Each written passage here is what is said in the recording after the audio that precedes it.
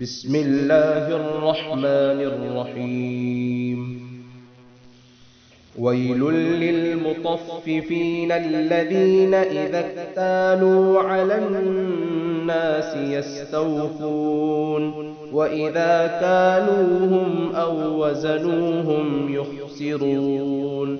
ألا يظن أولئك أنهم مبعوثون ليوم عظيم يوم يقوم الناس لرب العالمين.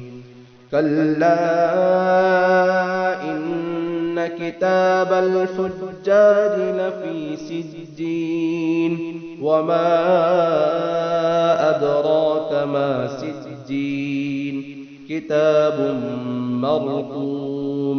ويل يومئذ للمكذبين الذين يكذبون بيوم الدين وما يكذب به إلا كل معتد أثيم.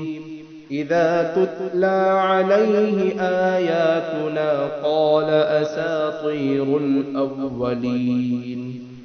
كلا بل ران على قلوبهم ما كانوا يكسبون.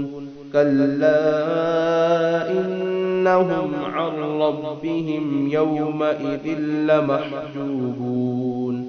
ثم إنهم لصالو الجحيم. ثم يقال هذا الذي كنتم به تكذبون. كلا إن كتاب الأبرار لفي عليين وما أدراك ما عليون كتاب مرقوم يشهده المقربون. إن الأبرار لفي نعيم على الأرائك ينظرون تعرف في وجوههم نضرة النعيم.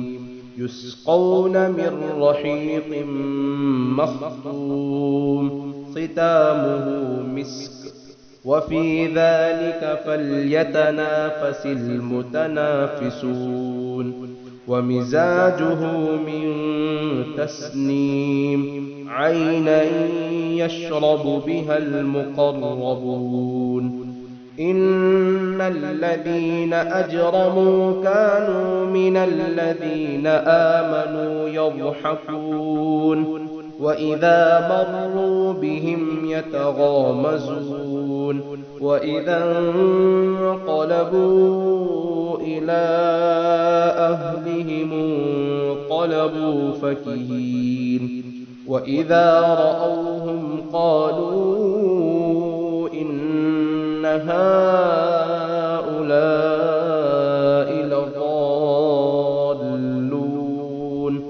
وما أرسلوا عليهم حافظين. فاليوم الذين آمنوا من الكفار يضحكون على الأرائك ينظرون هل ثوب الكفار ما كانوا يفعلون.